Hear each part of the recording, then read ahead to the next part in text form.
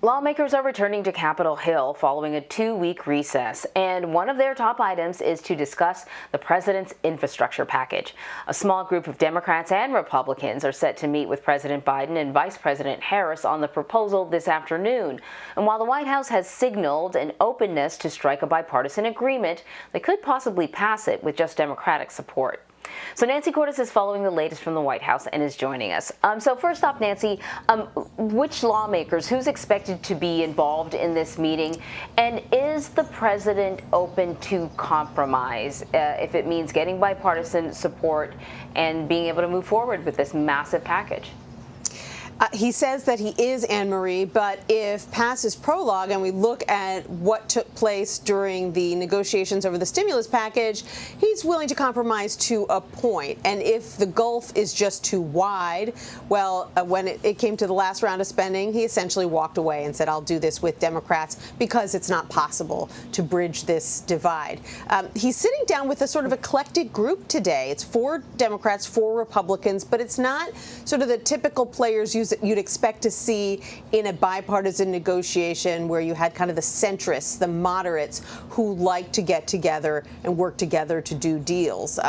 You've got folks like Congressman Don Young of Alaska, Roger Wicker of Mississippi, Deb Fischer of Nebraska. These are the Republicans. I suppose what some of them bring to the table is that they have done big infrastructure packages in the past. They've worked on these issues, and the president may feel that these are individuals who understand the value of infrastructure spending and who he may be able to sort of coax onto his side. But Roger Wicker, for example, the senator from Mississippi, was just on TV yesterday saying that he thinks there is an enormous gulf between the two sides, $1 trillion or more. He'd like to see a much smaller package. He doesn't want it to be paid for with a corporate tax increase. And so that gives you a sense of the hurdles facing the president as he tries to come up with some kind of compromise. And his cabinet secretaries were also on TV yesterday basically saying that there is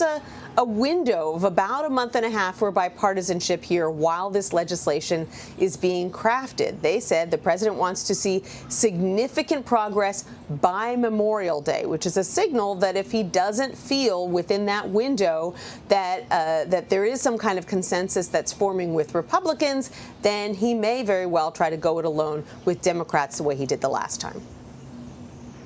So you brought up what I was going to ask you about, and the next question is just how do you get this paid for? Republicans, don't like the price tag. They don't like the idea of raising corporate tax rates because they were pretty successful at slashing them in 2017. The Senate Minority Whip John Thune suggested that maybe they could use unspent money from past coronavirus relief packages to fund the infrastructure deal.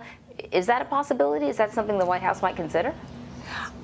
That will certainly be on the table as, one of the elements that they could work with in a negotiation. But that would never come anywhere near paying for this $2.3 trillion plan. That might raise you a couple $100 billion, but that's just a fraction of the overall spending that is needed for this very ambitious plan that the president is putting forward. And don't forget, this is just phase 1.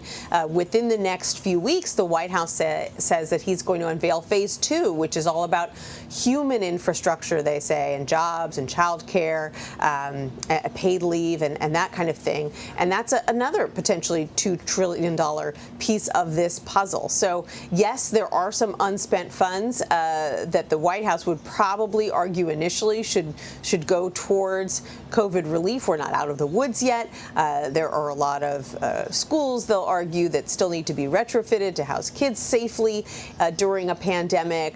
So many other needs out there related to the pandemic. They're going to be reluctant to shift that money over. Yes, they might be willing to work around the margins, but that that might satisfy a Republican proposal, because Republicans have suggested that they like to see an infrastructure package that's about a quarter of the size of the one that the president wants. But when you're talking about $2.3 trillion, you're going to need to raise a lot more money than that. Yeah, definitely. Federal Reserve Chair Jerome Powell was on 60 Minutes last night, and he gave his outlook on the economy. Here's what he had to say. we feel like we're at a place where the economy is about to start growing much more quickly and job creation coming in much more quickly. So the principal risk to our economy right now really is that the disease would spread again. You know, it's going to be smart if people can continue to socially distance and wear masks. So we also credited Congress's COVID relief bills for helping Americans most affected by the pandemic. Republicans have certainly raised concerns about just how much spending is taking place, perhaps too much spending. How often does the Fed, the Federal Reserve, and the White House speak about policy? And do we know if they have discussed the infrastructure plan? You know, typically the Fed tries to remain more or less independent, and you saw that again and again during the Trump era when the Federal Reserve Chair would get pressure from President Trump to lower interest rates and take any number of actions to spur the economy.